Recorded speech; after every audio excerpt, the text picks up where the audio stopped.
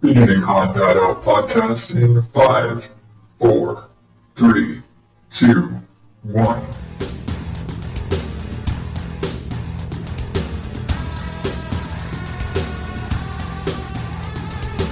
Welcome to the ODO podcast, where normal is not my specialty. I am your host, Adam Higgins, the Odd Dad Out. You can find me at oddadout.blogspot.com or on Twitter and Facebook at oddadout and all other crazy social media little platforms you can think of. Right off the bat, I gotta tell you, I'm in the middle of fighting a sinus infection, so I'm a little sniffly. I'll probably be coughing and sneezing and sniffling to a degree that I just don't want to cut out. So, my apologies. But I am back after a couple of weeks off to move. And we're finally, today, after 2 weeks of lots of bullshit, finally moved completely into our new house. And I say moved completely, it's more of all of our shit is here. Not that we've unpacked enough. The house is functional. That's basically all I can say at this point. We've got so much shit in boxes laying around, and the garage is full of stuff that needs to be unpacked, but it's all here. That's all I can say. And that's kind of where I'm going tonight. I remember when I was a kid, and I've said before, I grew up in a radio family. And when you're in a radio family, it's almost like being in the military. You move around a lot. It's just kind of the nature of the business. When you're when you're a radio guy, you move from market to market. Stations change, jobs change. In radio, you basically get fired on the spot. There's no warning. There's no, oh, you're going to finish out the week. It's, you finish your show on Friday, and when you're done, they say, hey, that was your last show. You're cut off. And so you move a lot. And the next thing you know, you're off shopping your, show recordings around to other stations trying to find a job. You move across the country. You move stations. You move across town, whatever. You move around a lot. And if you are somebody who has a family, you pack up your family and go. And it's almost like a gypsy life when you're one of those, jobber kind of DJs. When you're in radio, if you don't have a regular gig, if you're not that A-list morning guy or, the syndicated talk show host or something, then you move around a lot. And being in, that was what we had when I was a kid. We moved a lot. When I was really little, when we were still living in Phoenix, it seemed like my parents kind of had it down once there were more of us. I heard, my older two sisters, they, moved across to California, New Mexico, and other little, nearby states. But when I was born, and pretty much once I was born, all of our moves were local. My dad changed stations a number of times when I was a kid, but we pretty much stayed in Phoenix. We moved all over Phoenix. We lived, and I tell people now, it's like I drive around at night as part of my job and go, all over town, and I point out different houses I lived in. Since we moved back here, I've tried to point out every house that I've lived in to my wife, just so she can see the difference. And yeah, we lived over in this side of town, we lived in this side of town, we lived over here, we lived over there. And it was just kind of part of the deal. We moved a lot, and we got good at moving. And even later, when my parents split up and I moved to Texas, out there, it wasn't like we had when I was a kid, when I was really little, and we moved across town. It was, okay, now we're moving across the state. We went from Laredo, Texas, to Tyler, Texas, to back down to Laredo, to Corpus Christi, and all around Corpus Christi. And we got good at moving. Really, we did. It's just kind of the deal. My brothers and I got to where we could pack up our room and all of our stuff inside of a day, and we could, when you rent a moving truck, they tell you, oh, you've got 4 rooms. Oh, typically then you need 10 hours for that, for a 4-bedroom house. When I was a kid, we could do that. We could go from jack shit packed to on the truck to off the truck in a few hours. Quick. We could have that quick turnaround. We were great at that. Load the truck in the morning and be on the road, and then unpack it and still be ready, have the truck back and be back in time for dinner.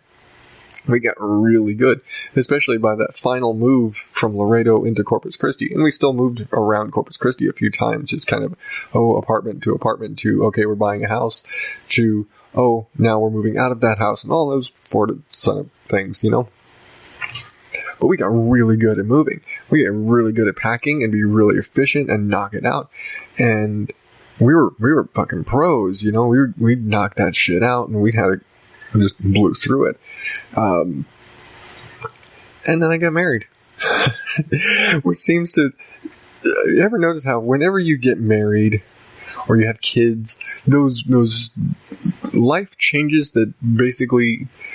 It's not like I've got a new job life change, or I graduated high school life change, or I'm going to college. It's you got married. That fundamentally, dynamically changes every element of your life, because everything you do now is based around 2 people versus 1. Or you get kids, add another person, and so your entire dynamic for how you operate and how your day functions, and every life decision you make from there on out is completely different than the way it would have been handled otherwise. Or prior to marriage, kids, whatever the situation. And so moving became the same way. When I was a kid, we were the kids. Dad handled all of the business and the BS and to get the truck and all that stuff. Our job was to pack up all of our crap, get stuff packed, and get it on the truck. And, boys. So we got to do a lot of the heavy lifting. It was just kind of it. My dad always said, why should I do it? That's why I had boys. I've got 4 boys. Eventually that's going to be their job. But yeah, we were efficient, and now I don't know what happened. I've moved when I helped my wife move out of her father's house with my pickup truck into an apartment. I helped her move from one apartment to another. I helped her move from that apartment when we got together. I moved her out of her shared apartment into my apartment because I had a giant apartment.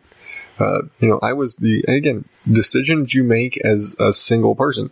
I moved into when my brother got married, because we all had a big house. When he got married, he moved out of the big house. Our other roommate moved to Las Vegas. I had to go find my own apartment. Well, I have a lot of shit. All the guys left all their shit. So I need a lot of space. So I got a huge 2-bedroom apartment just for me, because I basically had my entire second bedroom just full of extra shit, and an office and all this nice, I wouldn't say man cave. I've always been an office den kind of person. I don't get man caves. But I had all this space. So when Rihanna moved in, we were getting married, she moves in, all my space went away. Suddenly all of her stuff is in my space. I'm like, oh, well, fuck. I'm not like, oh my god, she invaded my space, man, she took over my office. It was hey, we're married now. She has stuff too. We have to fit her stuff in. It's just a good thing I have enough space for her stuff. Fine. But we made that move too. Moved all of her stuff from the apartment, and actually more of her stuff that she had out at her dad's house. Stuff that she hadn't moved yet. Get all this stuff moved into my apartment because this is our new home. And, all still relatively efficiently was able to get stuff all moved just using my pickup truck, and it was great. And shortly thereafter, we had Charlie. And things got less simple. Our move from Texas, which was very quick and very dramatic, but long story short, we were moving out here with the promise of a job that literally reneged the afternoon of the move.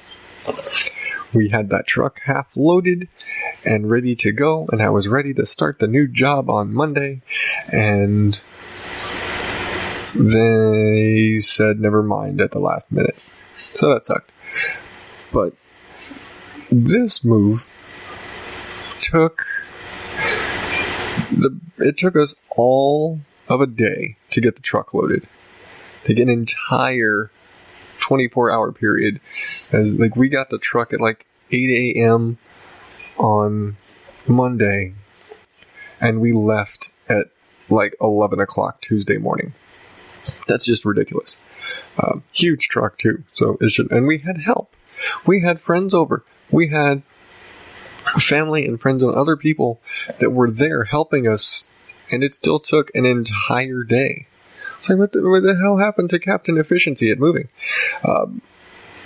We had a lot of little things we had to do and other hiccups and the stress of the shit. I don't have a job waiting for me. But we spent way longer packing up that shit than I'd ever spent moving. And I moved all of my shit by myself moving into that apartment. But it suddenly took 5 people an entire day to get all of this stuff loaded out. What the fuck? Where did the married father switch made me incapable of moving efficiently, apparently. And then when we moved out here, we initially moved in with my sister. And when that all leased up and she went and moved in with her new boyfriend and we had to go get our new house because we were a little more financially stable, it's we moved into our first, it still fucking took us forever. And there was just the 3 of us, I believe, at the time.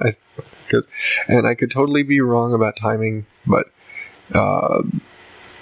we was the 3 of us moving out of that house. Yes, that was right. We moved out of that house with my sister and into our first house ourselves. It still took us a bit of time. It was really, I think it was probably more efficient than it's gotten. But it still took us a few days. It was get the truck, get everything moved, get everything loaded, but we still had a lot of shuffling and back and forth. And we were still back and forth to that house several times to get the last of our shit. And I guess it's the looking back on it now, it's this latest moving experience is making me reflect on my moving ability degrading with age, I guess you could say. As I'm getting older, my moving ability is slipping away, I've got moving Alzheimer's or something. It's slowly degrading. Like I said, I look at that move from, first house back here into our first, this is our home, not staying with somebody. And it's man, this took a lot longer. And maybe it was just because it was a short distance. It was moving up the street, essentially. We're in one neighborhood in Surprise to another neighborhood, 5 minutes away. We're not moving from one side of the valley to the other, and it's a 45-minute move, and you want to get everything there in one shot. It was, okay, get everything on, get a small truck, get everything big on the truck, and then shuttle small stuff after that. And maybe that's what the problem has been. Not the get everything all done in one shot mentality. Because we haven't had a single shot move since we moved out here. When we first moved out here, it was a big ass truck with every single thing we have, and all in one shot. And we were psychologically, mentally prepared for one shot move. That's it. And I think maybe that's what our problem. That's where the failure has been. We've been kind of mentally set for no, we've got time. Maybe that's it. We have time, so we can move quick. We can move over time, and then the time goes away. which seems to be the problem. The time goes by a lot faster than we expect it to, because every time we've been getting down to the wire and like, shit, we have to get everything out today. Everything's got to be out today. And it's things like sneaking back into the house to get things that we left behind, and oh shit, this is still in the garage, and sneaking back into the house because we know that the power is still on, or I've still got the keys, or little whatever. It's like basically sneaking back into the house to do shit that you should have had done days or weeks ago. And we did it with my sister's house before. We did it with our house after that, where it really was like we moved out of that house with a trailer, which was dumb. That was probably the dumbest decision to move. And it was a short move. It was like, we're moving 5 minutes up the road. We're moving from one neighborhood to another neighborhood, and surprise, not very far. So we're just going to get a trailer, and we're just going to be making a bunch of trips and just shuttle everything over. And if you ever have this idea and you have more than one bedroom, don't do it. Just get the fucking truck. We learned the hard way after like 10 shuttle trips across what is only a 5-minute distance up the road. It's, turn left, turn right, turn left. There's the new neighborhood. Turn left, turn right, turn left inside the neighborhood. That's it. It's, it was it's like a mile and a half up a main road and a couple of streets into the neighborhood, and that's it. But doing it with a trailer was just fucking stupid. It took us so long. It took us 2 days of big stuff moving. It was just such a nightmare, headache doing it that way. And I can't believe, looking on it now, how stupid of an idea it was. Never, ever, ever do it. If you've ever got the option, don't ever do it that way. It was just dumb. It was a pain in the ass. And if you have any large furniture at all, it won't fit. We have a lot of large furniture, actually. We have what we call our behemoth. It is a 7-foot square, solid oak entertainment center that does not come apart into any pieces. It weighs several hundred pounds and has to be lifted mechanically or by whole lots of big guys. I've only had whole lots of big guys once to move this. Every other time we've had to get like fucking Egyptian with it. We actually, what we'll take the furniture pads from U-Haul or wherever, the rental place, and we will lay them out on the ground, basically get on there, lift this thing onto these furniture pads, and basically just shove it across the smooth surface of the furniture pad.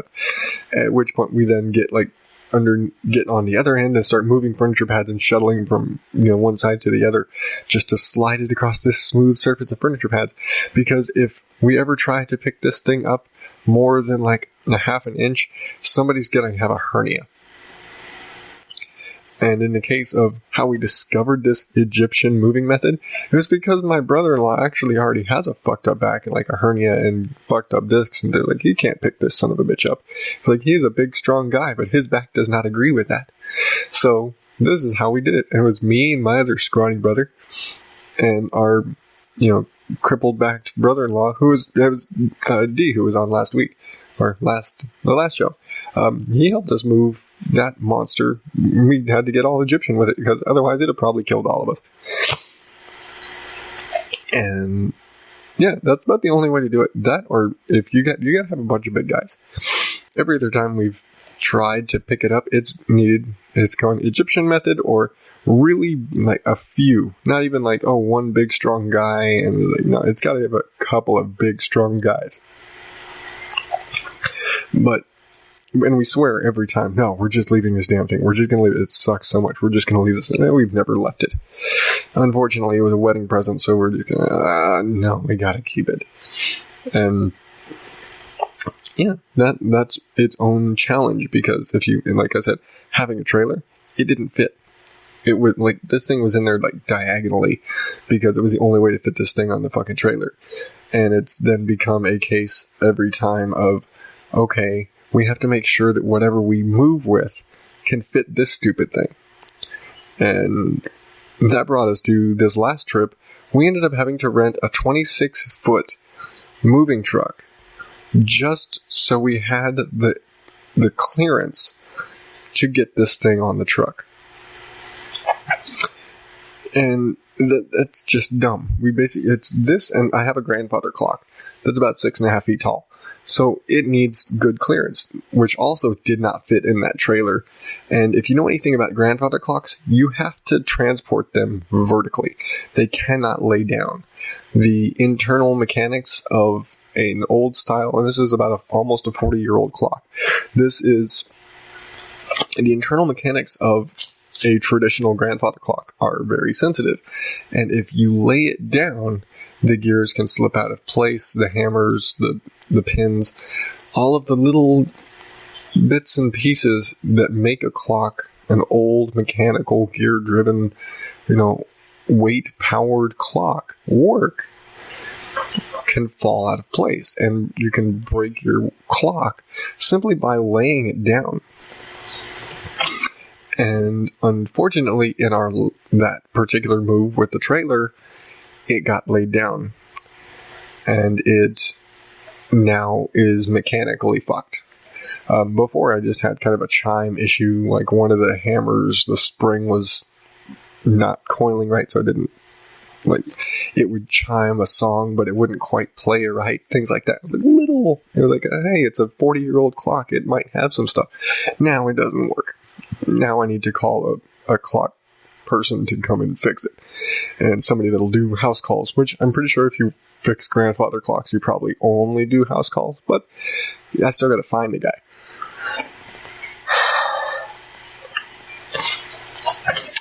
But yeah, that's another whole issue that if you are like me and you've got some of this kind of, I wouldn't say antique, but like heirloom furniture, and things like this, it's a very unique problem that you have to address. And I failed to address it on that particular move, and it's been a pain since. But in this most recent move over the last couple of weeks, once again, it's like this time we didn't do the trailer, we were smart. But we got the 26-foot truck, fucking huge truck. But we were also stupid again. We thought, we've got plenty of time because we get the keys to the new house on the 15th, and we don't have to be out of the old house until the end of the month. So we've got 2 weeks where we can get moved everything over, and it'll be easy, and we can just take our time with it. And I remembered, oh yeah, Mom's birthday's in the middle of that. We have to go to Tucson. So the original plan was, we'll just slowly move the inconsequential stuff, and at the end of the month, it's we'll clear out the garage, and at the end of the month, we'll get all the big stuff in one big move and be over and done with. And we realized, oh shit, Mom's birthday is in the middle of that. We can't do that. Okay, well, we'll move everything first, and then we'll move all the small stuff. And that just, no. It's been a pain in the ass. It's been such a pain in the ass. Because that plan just resulted in, okay, get all the big stuff over. Oh, fuck, we have a lot of little stuff that still has to move, don't we? And that's kind of been it for the last 2 weeks, is getting the little stuff. We didn't realize how much little stuff there was. My wife and I have been forced to realize and accept that we are pack rats. We both come from kind of pack rattiness. I guess her dad is he is a proud pack rat. I've been forced in this most recent move, especially, to accept my pack rattiness on account of my sister going through the garage and, hey, is this Goodwill, or what's up with this, or is this microwave any good? No, that's broken. Why the fuck do you have it? It's like, is this coffee pot any good? No. It's like, does this work? No. Why do you have this TV? I don't know. We haven't used it. A lot of shit like that. Going through drawers, and why do I have this? And this doesn't even work. This is a cord to a phone I had 10 years ago. Why do I still have this? And shit like this.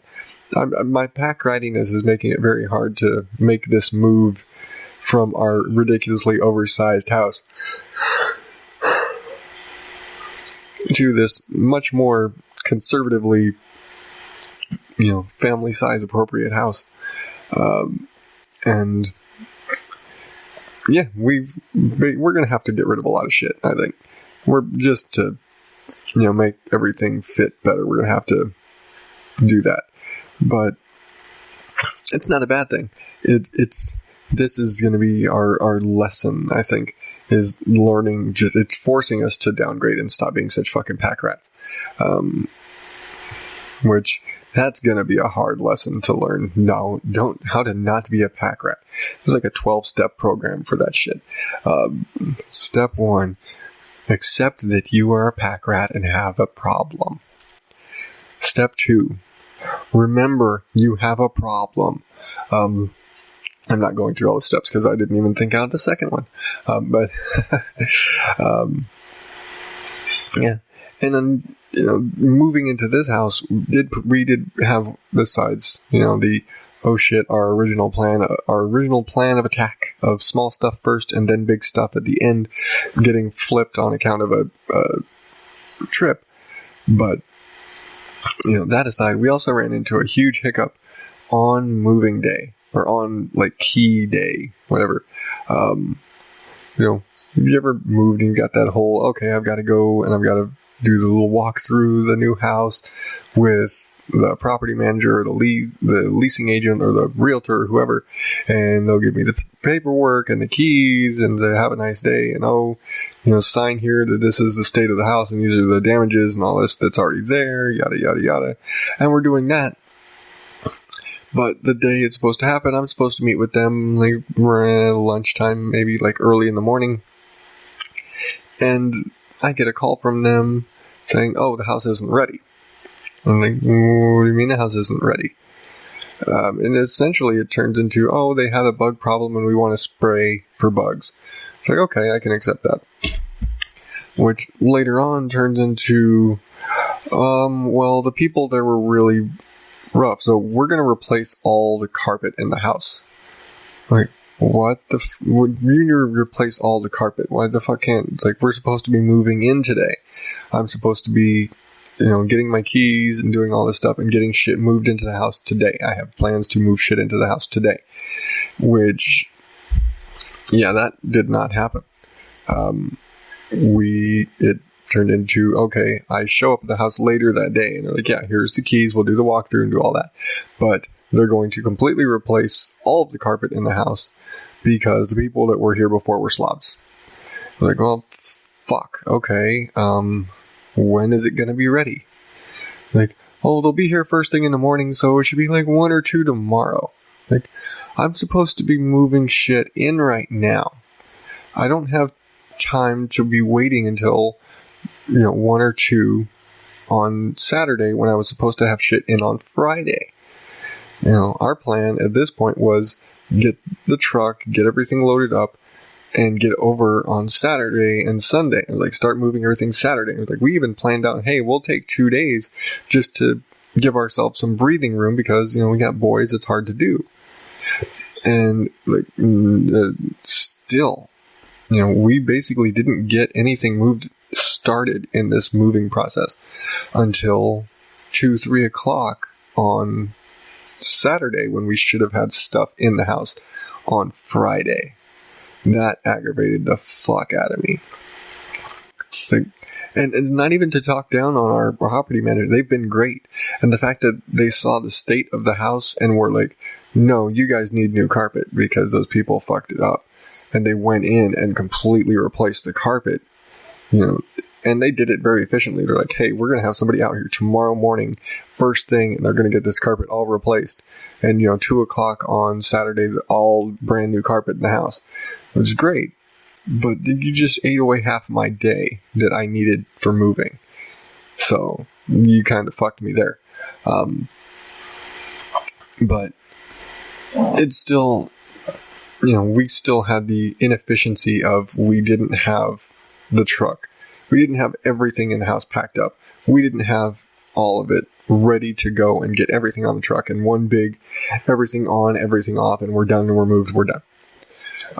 We were stupid. I'm going to say it, we were stupid. We took our time again. We were like, hey, we've got a couple of weeks until we've got to be out. So, yeah, we'll just get all the big stuff out and then I'll just be shuffling back and forth every day and grab all the rest of the little stuff and get it in. And I guess I didn't think that through, because I knew that it was always going to have to be me that did all of that. It'd be like, yeah, I'm the one who's home during the day. I can go and I can stop by there every morning and pick up some stuff and bring it home. And not even thinking, hey, I've still got unpacking to do at the new house. Hey, I've got boys I've got to take care of. Hey, I've got work every night, because I had my work schedule changed just to accommodate the moving schedule. And so it became a headache and a half. And then, I mentioned I'm fighting a sinus infection. That means I've been sick this whole week, and this whole time my wife has been sick.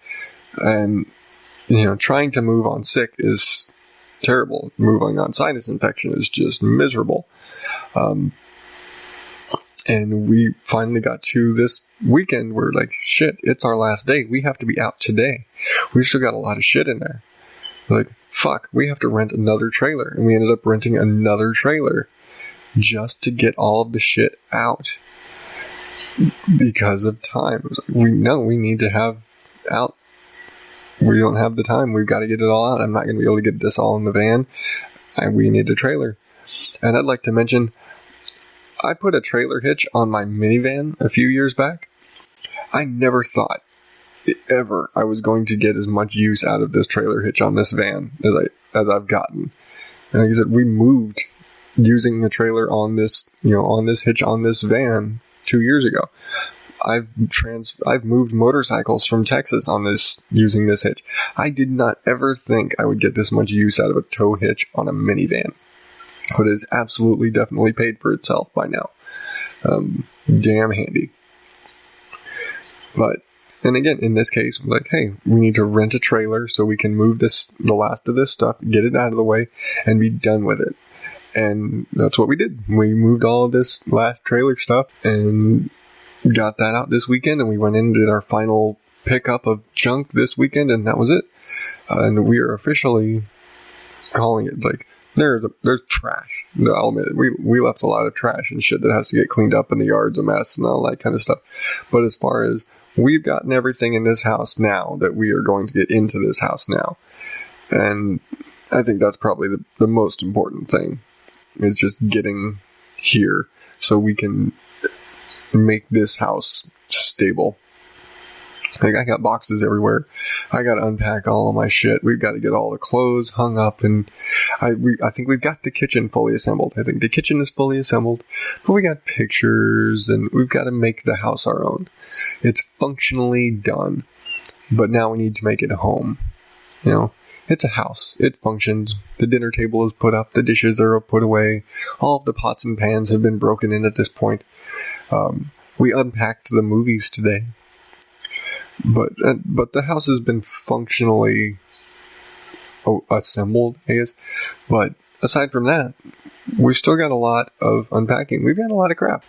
We just filled boxes and put them in the garage, and I don't know what's in half of them, because it was just a mad dash to get stuff out at the last minute. It's like, okay, stick it in a box. We'll sort through it later. And so there are a lot of boxes out there I got to do, and a lot of stuff like that.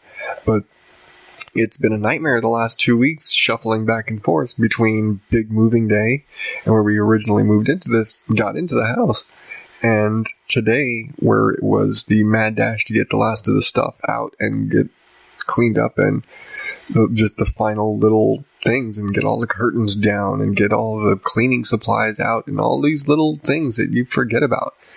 And the mad dash to get that done at the last minute, because it's the first of the month and we got to be out. And it's been a headache and a half. It really has. Like, I've lost my moving efficiency touch, where I can do this in a day, has turned into, it was a bitch and a half doing this over the course of 2 weeks. What the fuck? Yeah. That's been our journey of moving right now, and it's been a bitch, and I need to get better at this, because I know we have at least one more move. We want to try and buy a house next, and I don't want to be that guy who buys a house and, like, 3-4 years buys another house, and like 3-4 years later buys another house, and just keeps buying and selling houses.